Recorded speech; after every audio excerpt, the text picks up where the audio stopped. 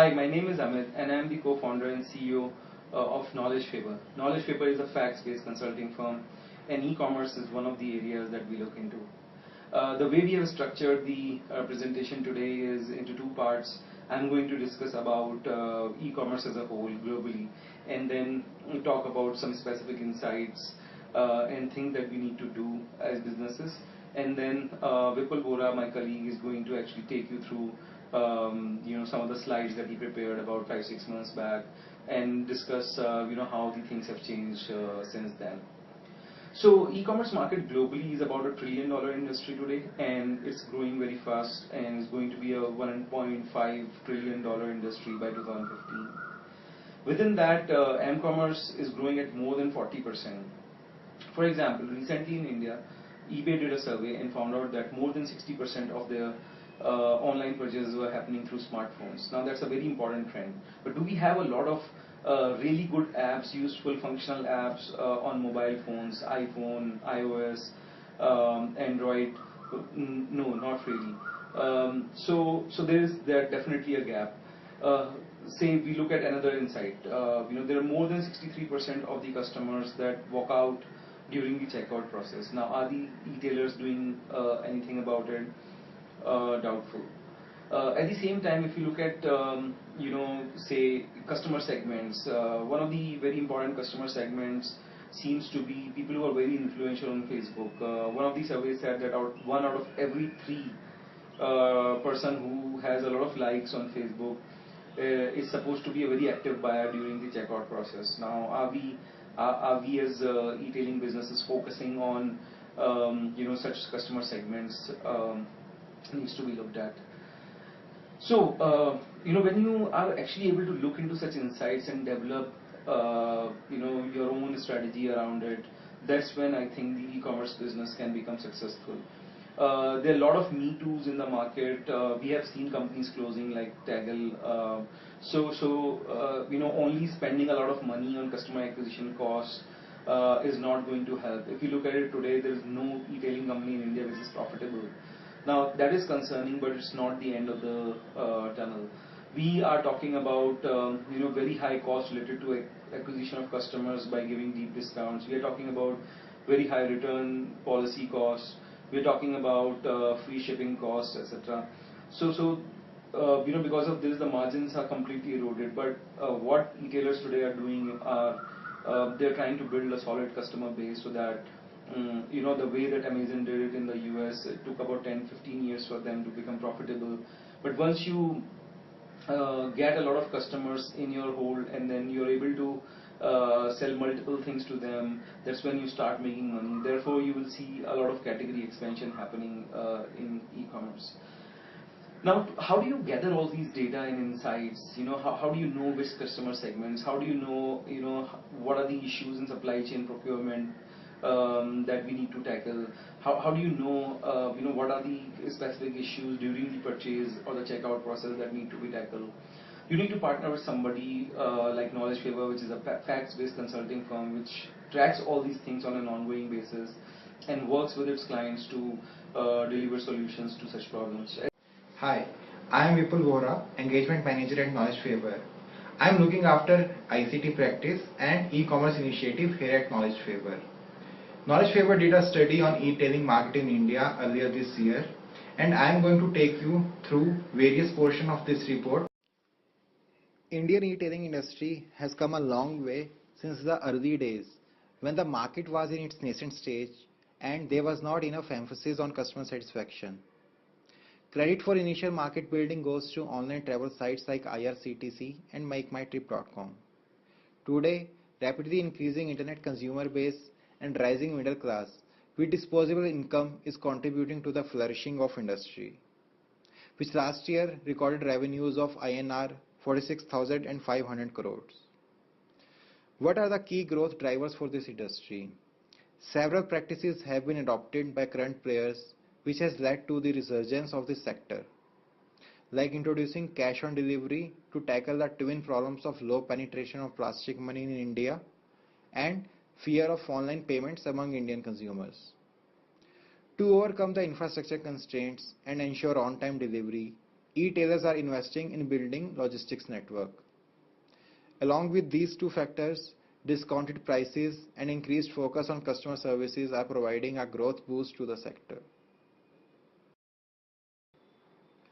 What are the major e-commerce formats in India? Answer is online travel. Online travel has dominated this industry and currently accounts for 80 to 90% of the total size of the sector. However, in our report, we have focused on e-tailing market, which is a high growth area, and within this category, generic e-tailers are witnessing maximum traction. Knowledge Faber has categorized various product categories based upon their price and supply chain complexity to analyze current and future product mix in Indian e-tailing market. We saw that quadrants 1 and 4 were already growing fast, and we predicted that as e-tailing ecosystem matures in India, players will move towards quadrant 2 and 3. This has already started happening as various players have started selling air conditioners, coolers and grocery online. One of the major factors for growth of e-tailing in India has been the sudden rush of investors and VCs. At this stage, various venture capitalist-backed e-tailers are focusing on customer acquisition, building up scale, and consolidating their position in the industry. Let us see what can be the next steps for various stakeholders in this extremely competitive space.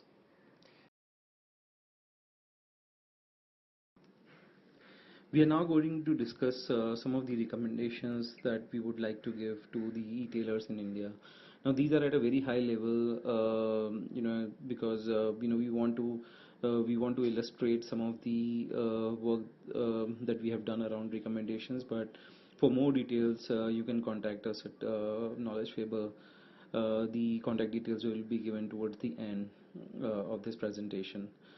Now, in terms of how you can be successful with an e-tailing operation, 2-3 things that really stand out is: one, you cannot be a me too player like a daily deal site, etc., and and think about being successful. At the same time, you cannot just focus on the price wars.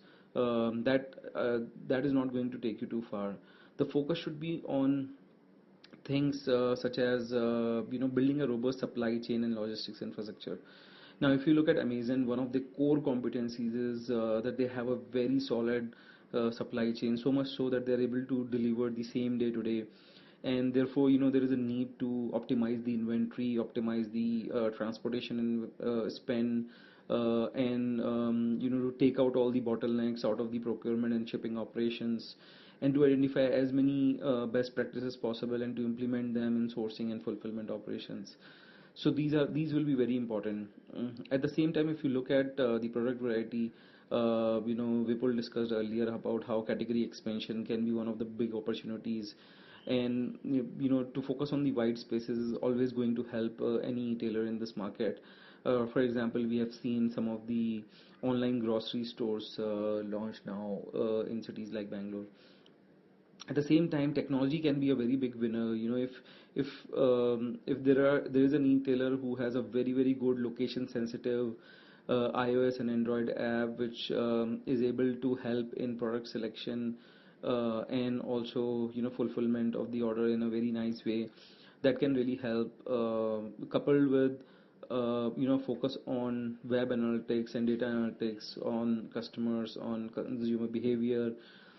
Things like that can really help the sales and marketing departments, especially in their campaigns, etc. So those are very important things that need to be done. Companies should also focus on geographic expansion. They should use a hub and spoke model and get into other markets, not only within India but also in other emerging economies. For example, the 4-5 countries which have been identified to be growing very fast in terms of e-commerce are Philippines, Indonesia, Saudi Arabia, India, Australia, and you can also add China to that. So these are the countries where our retailers from India should look for geographical expansion.